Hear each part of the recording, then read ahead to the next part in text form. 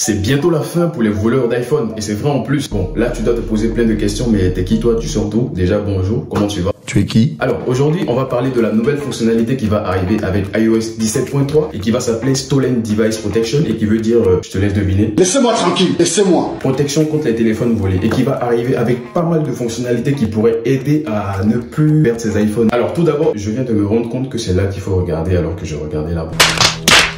Bon, bref, en plus j'ai même pas de micro. Désolé pour la qualité du son qui doit être assez bizarre.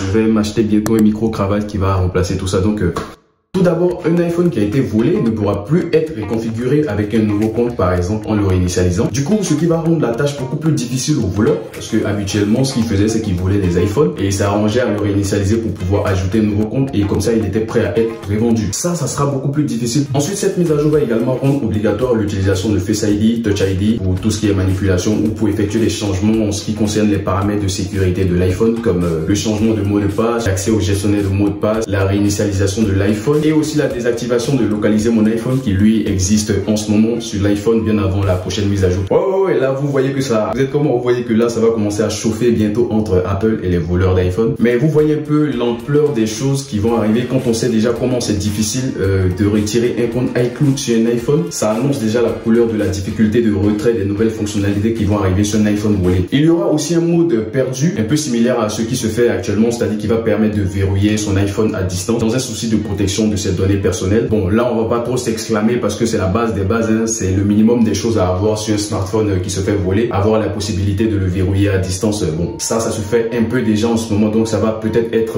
plus amélioré par la nouvelle mise à jour qui va arriver. Ensuite, une autre fonctionnalité qui va arriver sera la sécurité renforcée lorsqu'on se retrouvera dans des lieux inhabituels. C'est-à-dire que si on a l'habitude de rester chez nous à la maison ou au travail, si jamais on se retrouve dans un emplacement qui est différent de ces deux lieux-là, il nous sera demandé une sécurité renforcée, c'est-à-dire peut-être saisir ses identifiants ou son Face ID, Touch ID pour pouvoir avoir de nouveau accès à l'iPhone. Donc cette fonctionnalité sera utilisée par exemple si l'iPhone a été volé, le téléphone va se rendre compte qu'il est en train d'être utilisé dans un endroit inhabituel. Donc si jamais cela arrive, le téléphone va demander à l'utilisateur de rentrer des identifiants pour pouvoir se connecter. Donc ouais, franchement là, bon après j'imagine que des fonctionnalités comme la sécurité renforcée risquent de ne pas plaire à tout le monde parce qu'il y a des gens qui voyagent beaucoup ou qui se déplacent beaucoup. Du coup tout le temps avoir l'iPhone qui nous demande de nous authentifier de façon renforcée pour pouvoir avoir de nouveau accès à notre téléphone, ça peut être agaçant. Mais les gars, c'est dans un souci de protection et j'imagine qu'on aura la possibilité d'activer ou de désactiver ces fonctionnalités là. Mais bon, pour éviter les problèmes demain et se plaindre, vaut mieux quand on les aura de les mettre en place. Bon après ça